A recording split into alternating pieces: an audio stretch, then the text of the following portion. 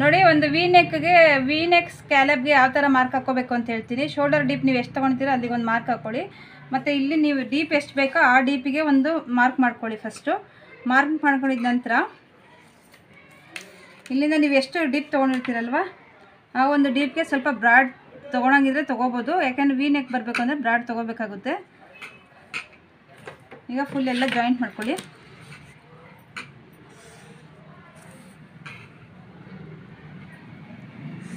ನಾವು ಸಾಮಾನ್ಯ V neck ಅಂದರೆ ಏನು ಮಾಡ್ತೀವಿ ಅಂದರೆ ಈ ಥರ ಹಾಕ್ಕೊಬಿಡ್ತೀವಲ್ವ.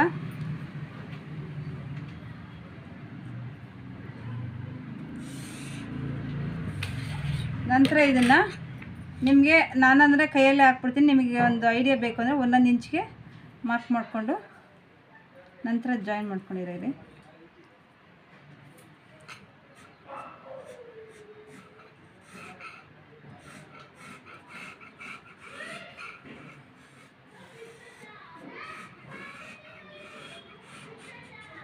ನೋಡಿ ಈ ಥರ ಬರುತ್ತೆ. ಈಗ ಇದಕ್ಕೆ ಒಂದೊಂದು ನಿಮಗೆ ಚಿಕ್ಕದು ಬೇಕಂದರೆ ಚಿಕ್ಕದು ತೊಗೊಳ್ಳಿ, ಇಲ್ಲ ಸ್ವಲ್ಪ ದೊಡ್ಡದಾಗಿರಲಿ ಸ್ಕ್ಯಾಲಪ್ ಅಂದರೆ ದೊಡ್ಡದಾಗಿ ತೊಗೊಳ್ಳಿ. ಈಗ 1.5 ಇಂಚಿಗೆ ನಾನು ಮಾರ್ಕ್ ಮಾಡ್ಕೊತಾ ಇದ್ದೀನಿ.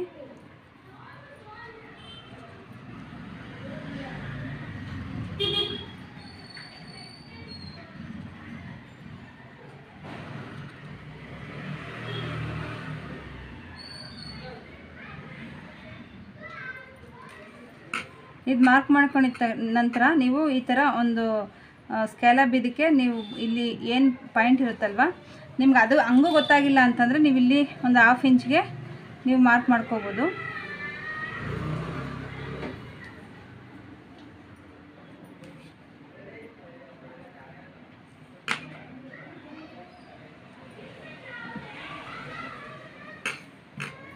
ಈಗ ಇದನ್ನು ಈ ಪಾಯಿಂಟಿಂದ ಕರೆಕ್ಟಾಗಿ ಈ ಪಾಯಿಂಟ್ಗೆ ಮಾರ್ಕ್ ಮಾಡ್ಕೊತಾ ಹೋಗಿ.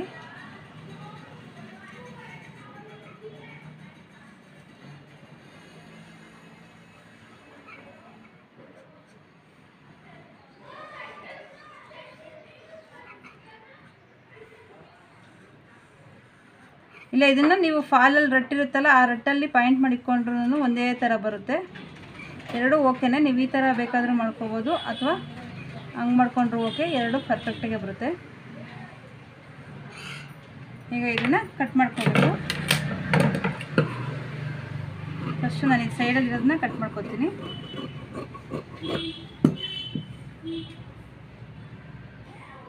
ಈಗ ಯಾವ ಥರ ಮಾರ್ಕಿಂಗ್ ಹಾಕಿದ್ದೀವೋ ಅದೇ ಥರ ಕಟ್ ಮಾಡ್ಕೊತಾ ಹೋಗಿ.